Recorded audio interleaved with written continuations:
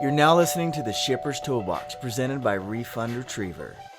Hey guys, Brian from Refund Retriever here today, and so today we're going to talk about 5 mistakes to avoid during a parcel contract negotiation for FedEx and UPS. So FedEx and UPS have made some significant changes to their rates for 2020, but many businesses have yet to either know or really understand what these changes are. That's hard to say. But anyways, so it's critical for a business to update their carrier contracts and really gain clarity on exactly what's going to impact their shipping efforts.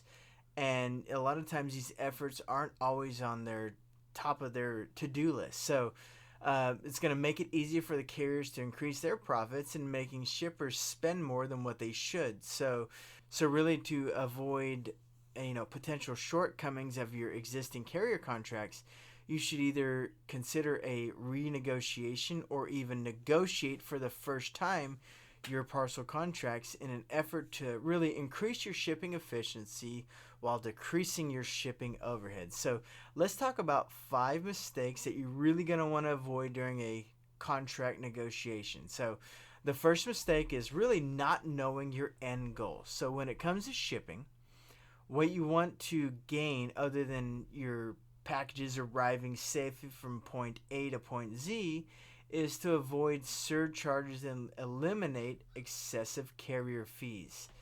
So, savvy business owners, they're looking to streamline their operations, and they're always aware of how much money they're spending, which is why the details of your contract are so important.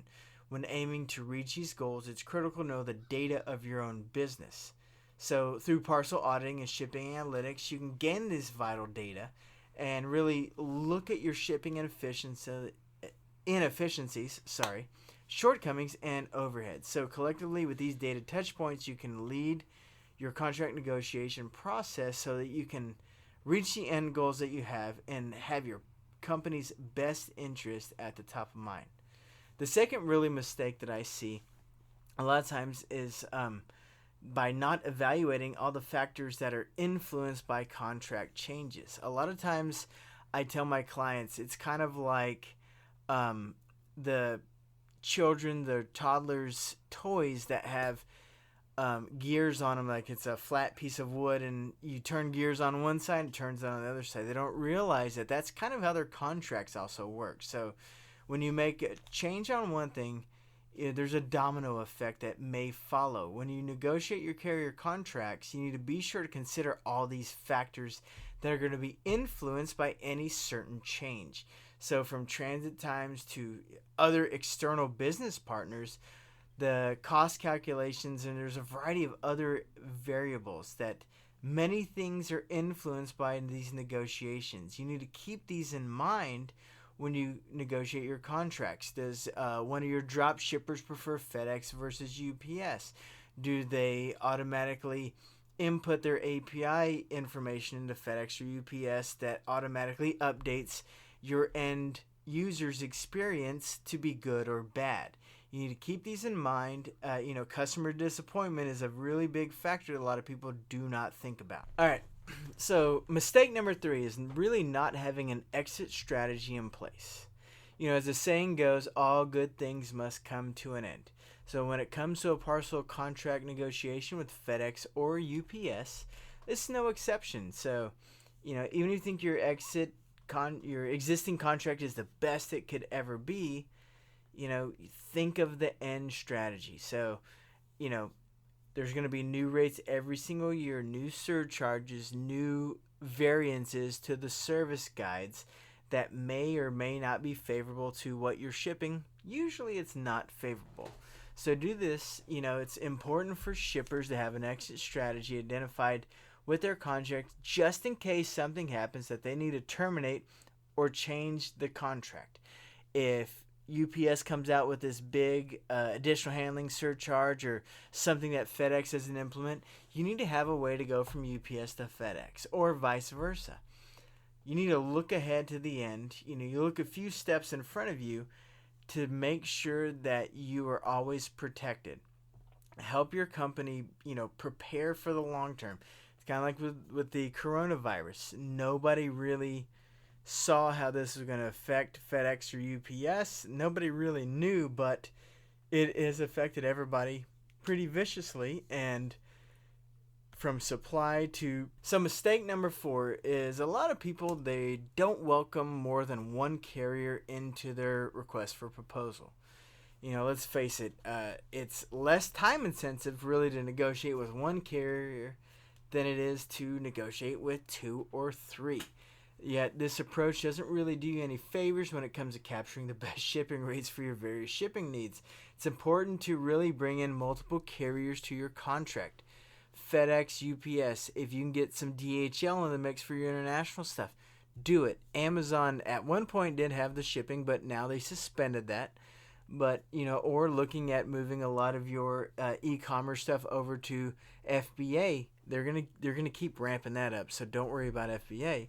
But, incorporating a multi-carrier strategy into your shipping efforts can really deliver a range of benefits that are beyond some of your competitors. Enhanced transit time, increased pickup and delivery locations, better rates, and much more. Additionally, you welcome the opportunity to provide your customers with their preference of carriers. This is not something to overlook. A lot of people know that their UPS or FedEx, whichever one, carrier to their location is not effective. They're not who they want somebody delivering a package to their house. They had a bad experience. They're going to remember that. So having that option open to have different carriers is something you really need to consider with your shipping matrix. Also, to help ease this often time-intense and always complicated task, consider trusting experts who can do it for you, like Refund Retriever. We offer this service as a company. We can eliminate the need to add, another thing due to your to-do list while also delivering on your company's goals of reaching the best contract term possible for your unique business. We have the benchmarking in place. We have the understanding what FedEx and UPS are looking for, and we have the experience, and we have done hundreds of these contracts and have basically... I have a drawer full behind me of FedEx and UPS contracts that I can benchmark your rates to, your accessorial fees, your DIM, your contract rates, your everything you consider in a FedEx or UPS agreement. We have it here. We've seen it. If we haven't seen it, we can figure it out. And that's, we haven't seen anything new in a FedEx or UPS agreement in a long time. We've seen a lot of things leaving FedEx or UPS agreements that we have done in the past that they're not implementing anymore. So it's becoming a little bit less involved than it used to be in the past. And that's not good for shippers, but we can work through that for you. So mistake number 5 is the benchmarking, like I talked about before, is not benchmarking your data. So, benchmarking is basically referring to providing data points from like other companies or carriers for competitive purposes. Other companies that are in your shipping mix of if they're shipping the same amount or of product as you or the same type of product of you or the same type of product as you're shipping, or even benchmarking what a carrier's proposal is to the other carrier. Basically quantifying a FedEx proposal to a UPS proposal is, that's something that really needs to be done. And when it comes to a FedEx or UPS contract negotiation, there's no uncertainty to the value that really benchmarking can really provide during this process. If you're armed with data and hard facts, including comparable rates, transit times, surcharge details, dimensional weights, and much more from one carrier to the other, you're going to be really better equipped to negotiate fairly yet firmly. Not having these details really can be a costly mistake that can lead to a less than preferred contract terms. The fine print of carrier contracts are complex, yet the details of your money spent shipping can be even more complex if not routinely evaluated and understood. So, to help avoid spending more than you should, make parcel contract negotiation top on your to-do list. It's really important right now, especially with the volume incentives, because a lot of FedEx and UPS contracts are tied to those incentive tiers and how much you're shipping out, and that could change with the kind of current changing economy. I have a lot of customers right now that they basically have set ground and home delivery or UPS ground discounts, but all of their express discounts, next day air, second day air, and 3-day air, are tied to volume discounts. And they're going to see huge swings in what they're shipping out. Even their accessorial fees could be tied to the amount of packages that go out of their facility per day. They could see really huge swings in these discount rates for the actual packages, accessorial fees, even dim divisors are sometimes included in there.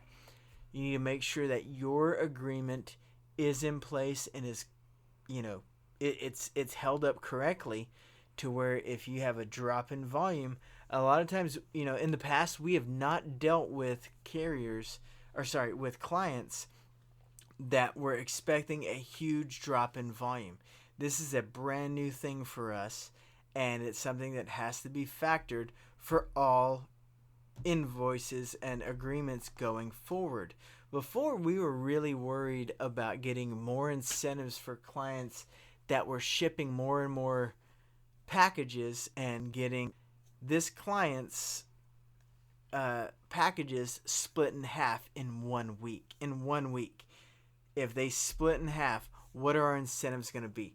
And before, that really wasn't an issue, because if there was a downturn in the economy or there was a downturn in that client's business, it wasn't so immediate as a global pandemic. And that's what we're seeing now. And that's what we're going to have to, every single contract negotiation company out there. There's a ton of them out there other than Refund Retriever. I'm not going to say all my competitors' names. There's a lot of them out there. Just Google it. But in the past, they have not really, as we have, they have not really banked on what if everything turns upside down tomorrow. So in the future, everybody's going to have to do that. If you have any questions about Refund Retriever, our contract negotiation, our shipment auditing, anything that we do for FedEx and UPS shippers, give us a call, 800-441-8085, or it's better to just email me. I am Brian Gibbs. Go Brian at refundretriever.com, BRIAN at refundretriever.com. Just send me an email and let me know what you think about our podcast, or if you just go ahead and send me your invoice or your FedEx or UPS agreement. Let me take a look at it for you. That's about all I got. It is April 15th, and we hope this coronavirus is going to go on a downturn pretty soon. We want to see those GSRs coming back for all of our clients. But give us a call or send me an email if you have any questions. Thanks a lot, and I hope you guys have a great day.